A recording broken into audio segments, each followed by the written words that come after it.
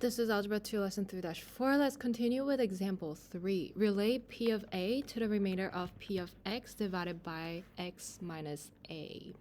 How is the value of P of A related to the remainder of P of X divided by X minus A? So to explore this question, we are going to let P of X equal to X cubed plus 10x squared plus 29x plus 24. And we're going to use synthetic division to divide P of X by X plus 5.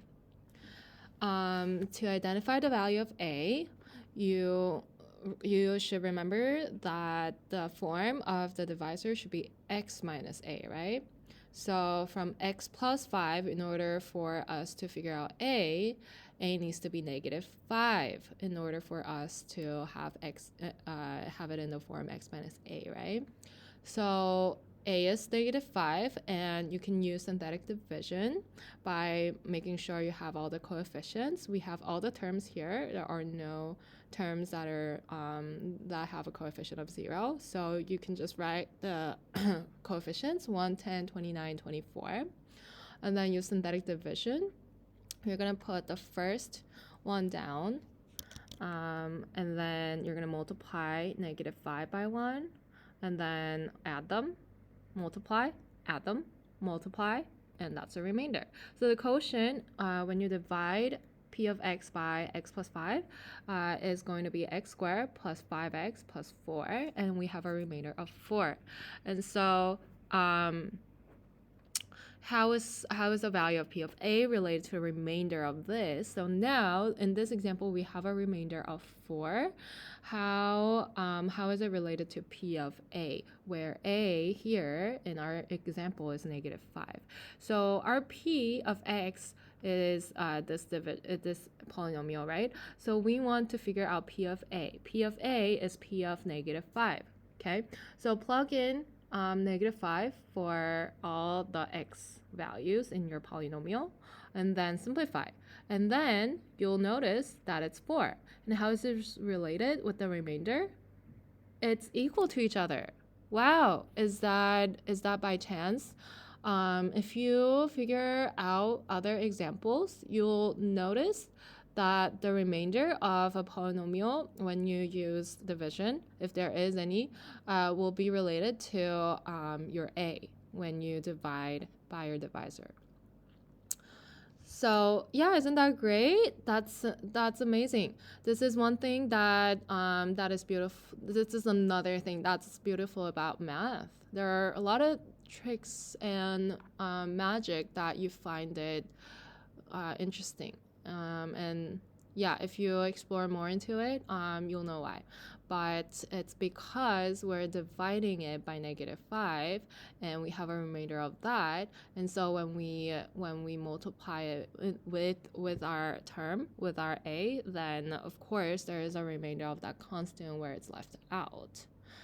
Well, anyway, let's look at the general term. So if you have a P of X of any kind and you have a remainder, well, if remainder is 0, then you don't have an X minus A, you have an X minus 0, right? So then your R, for any polynomial P of X, the value of P of A is equal to the remainder. Yeah, when you divide it by X minus A.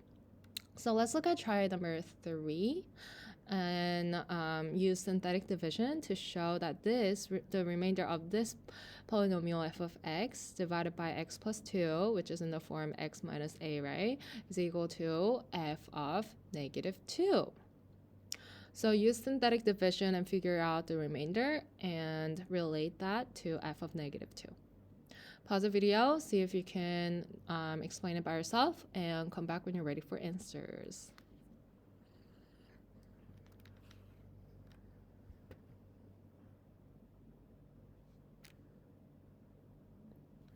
Okay, are you ready? All right. So if you look at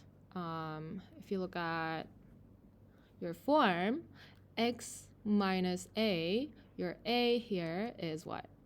-2.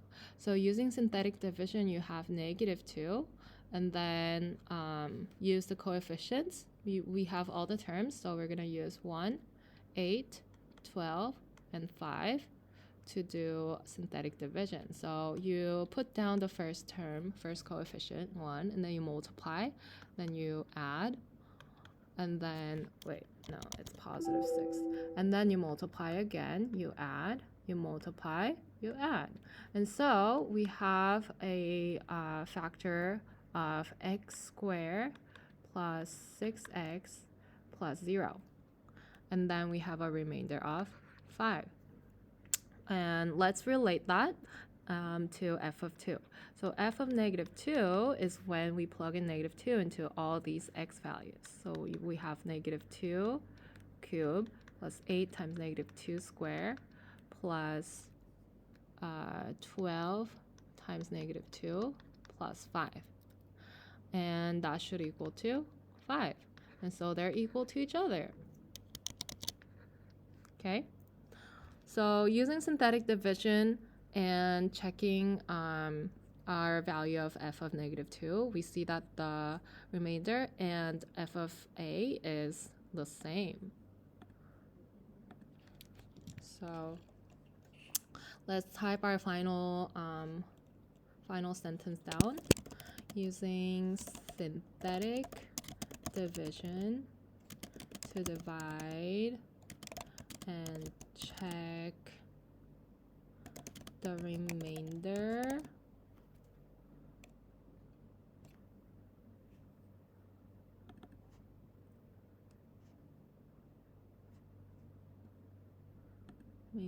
with the value of f of negative 2, which is 5, the remainder and f of a are the same, or they're equivalent. Good. So now we have a concept called the remainder theorem and factor theorem. So the remainder theorem states that if a polynomial p of x is divided by x minus a, the remainder is p of a. So when x minus a is a factor of p of x, we can show that p of a is equal to 0 because if we have a factor x minus a times q of a, and we subtract a minus a, then it's 0 times q of x, right? So p of a is always going to be 0 in this case. Conversely, when p of a is equal to 0, we can also show that x minus a is a factor. So that's the remainder theorem. And the factor theorem states that the expression x minus a is a factor of a polynomial p of x if and only if p of a is equal to 0. So this statement, this phrase, if and only if, only works when it goes both ways.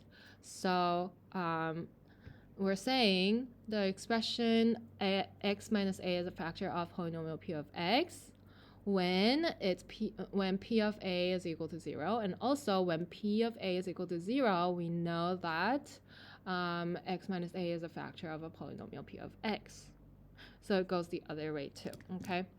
That was example 3 and try 3. Let's move on to application in example 4.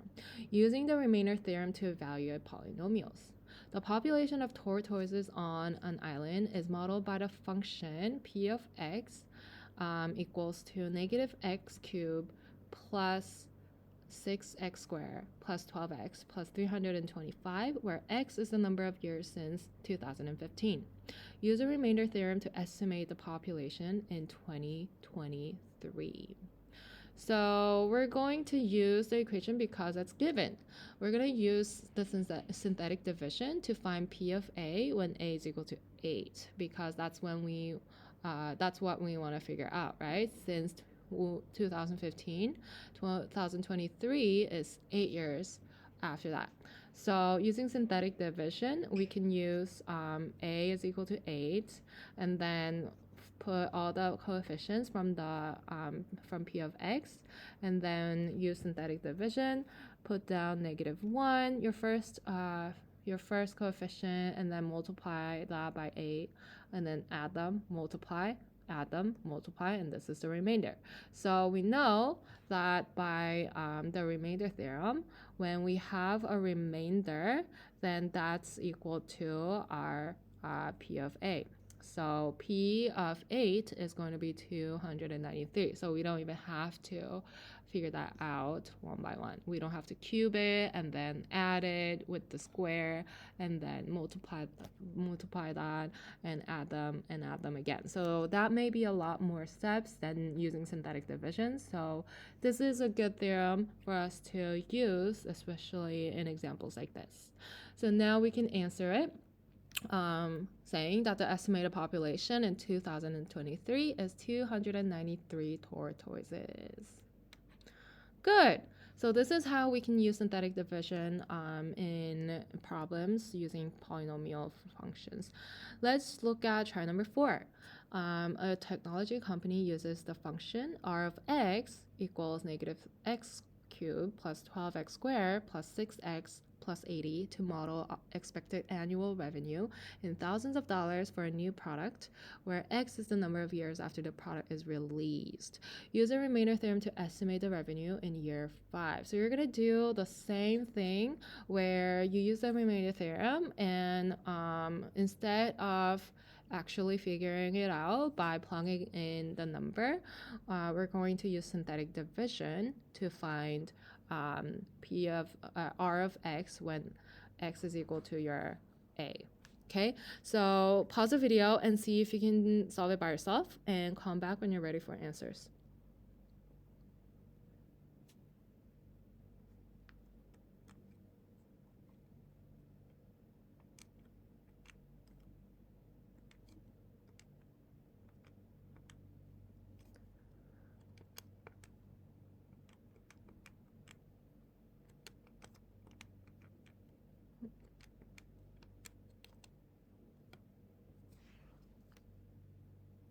Okay, are you ready? All right, so let's figure this out. So we know that a is 5. And so using synthetic division, 5 and our coefficients -1, 12, 6, and 80. We're gonna put down -1, and then we're gonna multiply, and then add, and then multiply, and then add. We're gonna multiply, and then add. And this is our remainder.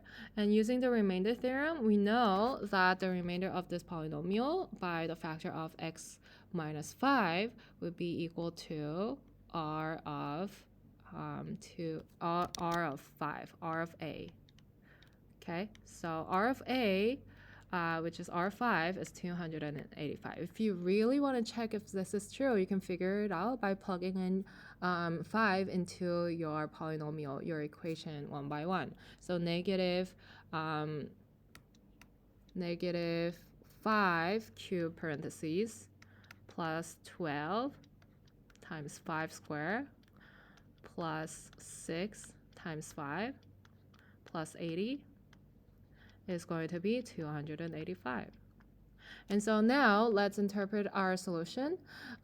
This is the expected annual revenue in thousands of dollars.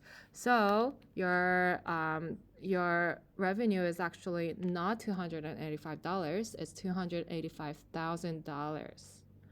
Okay, so let's write that down. Using the remainder theorem, the expected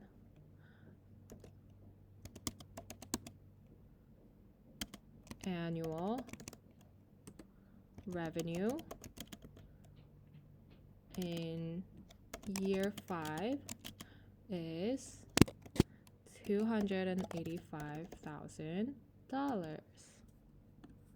Okay, good. So that was example 4 and try number 4 using the remainder theorem. We'll continue with the last example in the next video. And we'll wrap up the lesson in the next video.